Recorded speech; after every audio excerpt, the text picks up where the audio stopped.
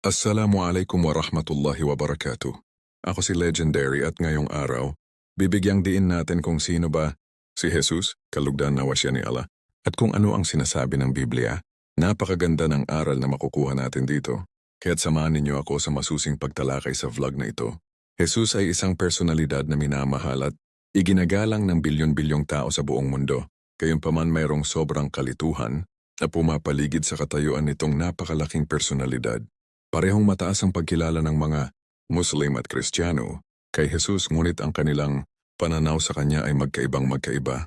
Ang mga katanungang binanggit ay naglalayong matumbok ang sentro ng mga usapin na nakapaligid kay Jesus. Si Jesus ba ay Diyos? O isinugo ba siya ng Diyos? Sino nga ba ang tunay na makasaysayang si Jesus?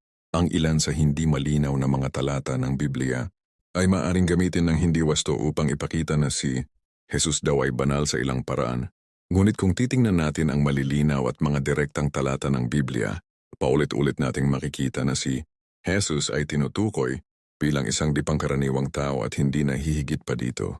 Ang lumilitaw, kung isasaalang-alang natin ang mga makasaysayan at lohikal na katotohanan tungkol sa buhay ni Jesus, ay konklusibong patunay na si Jesus ay hindi lamang hindi maaaring maging Diyos, ngunit hindi naman talaga niya inangkin o sinabi kahit kailan. Ang sumusunod ay 5 mga hanay ng pangangatwiran na nagbibigay sa atin ng kalinawan patungkol sa paksang ito sa pamamagitan mismo ng Biblia.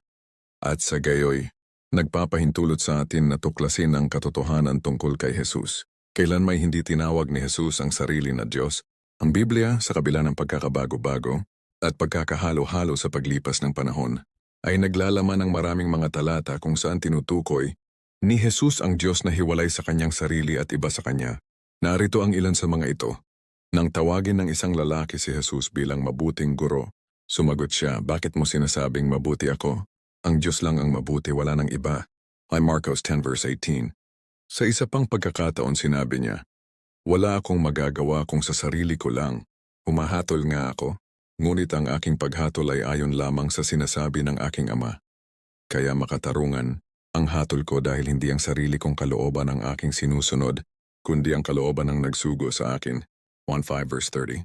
Tinutukoy ni Jesus ang Diyos na hiwalay sa kanyang sarili at iba sa kanya. "Pabalik na ako sa aking Ama na inyong Ama at sa aking Diyos na inyong Diyos." 1:20 verse 17. Sa talatang ito, pinatutunayan niya na siya ay isinugo ng Diyos. At ito ang buhay na walang hanggan, ang makilala ka ng mga tao na ikaw lang ang tunay na Diyos at makilala rin nila ako, Hesukristo, na isinugo. Juan 17 verse 3. Kung si Jesus ay Diyos, sasabihin niya sa mga tao na sambahin siya, ngunit kabaligtaran, ang kanyang ginawa at hindi niya sinangayunan ng sino mang sumasamba sa kanya. Walang kabuluhan ang pagsamba nila sa akin. Mateo 15 verse 9. Kung inaangkin ni Jesus na siya ay Diyos, mayroon sanang daan-daang mga talata sa Biblia na sana'y nabanggit ito. Ngunit walang ni kahit isang talata sa buong Biblia kung saan sinabi ni Jesus na ako ay Diyos, sambahin mo ako. Si Jesus bilang anak at Panginoon, minsan tinutukoy si Jesus bilang Panginoon sa Biblia at sa ibang mga pagkakataon ay bilang anak ng Diyos. Ang Diyos ay tinawag na Ama, kaya kung pagsama-samahin, ang mga pangalang ito ay masasabi na si Jesus ay anak ng Diyos. Ngunit kung titingnan natin ang bawat isa sa mga titulo na ito, base sa kaugnay na kahulugan, nito ay malalaman natin na ang mga ito ay sumisimbolo lamang at hindi dapat unawain sa literal na paraan. Ang mga salitang anak ng Diyos ay isang terminolohiya na ginagamit sa sinaunang Hebreo na pantukoy sa isang matuwid na tao. Tinawag ng Diyos ang Israel na anak niya. Sinabi ng Diyos na itinuturing ko ang Israel na panganay kong anak na lalaki. Exodus 4 verse 22. Gayon din, si David ay tinawag na anak ng Diyos. Sinabi ng Diyos sa akin, "Ikaw ay aking anak sa araw na ito. Ikaw ay aking ipinanganak."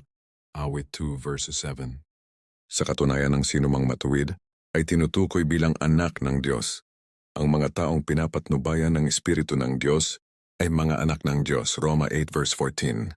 Sa parehong paraan, kapag ang salitang Ama ay ginagamit na pantukoy sa Diyos ay hindi ito dapat unawaing literal. Sa halip ito ay paraan ng pagsasabing, ang Diyos ang tagapaglikha, tagapagtaguyod, tagapangalaga at iba pa.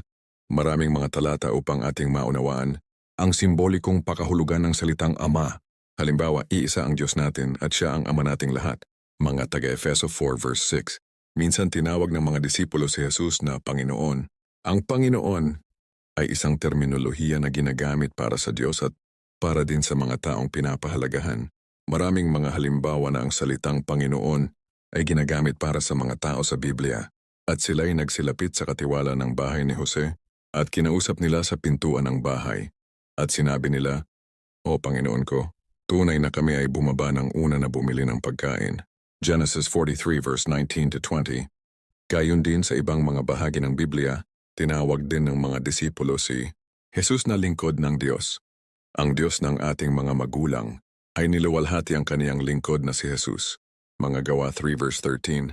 Malinaw na ipinapakita na kapag ang Panginoon ay ginagamit bilang pantukoy kay Jesus, ito ay isang titulo ng paggalang at hindi ng pagkadiyos. Ang katangian ni Jesus ay lubos na naiiba sa katangian ng Diyos. Maraming mga bahagi sa Biblia na nagbibigay diin sa pagkakaibang ito sa katangian. Ang Diyos ay lubos na nakakaalam sa lahat, ngunit si Jesus sa kanyang sariling pag-amin ay hindi nakakaalam sa lahat.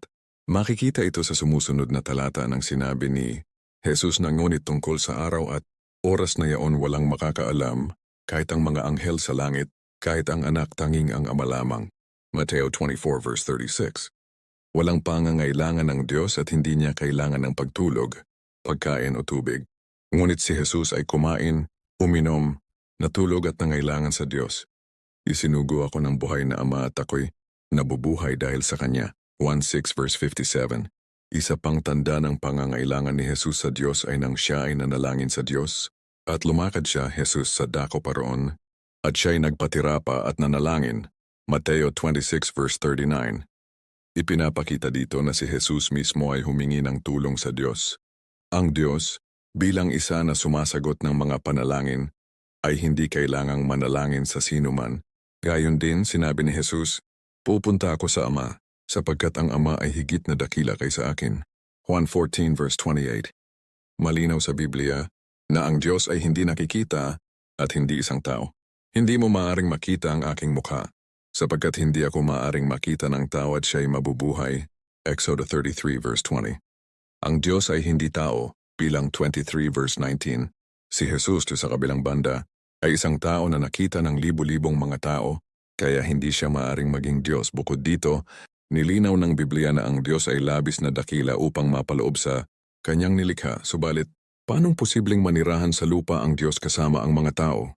Kung ang langit, ang kataas-taasang langit, ay hindi sapat na maging tahanan ninyo. 2 Chronicles 6 verse 18. Ayon sa talatang ito, si Jesus ay hindi maaaring maging Diyos na naninirahan sa mundo. Tinawag din ng Biblia si Jesus na isang propeta, Mateo 21 verse 10 to 11.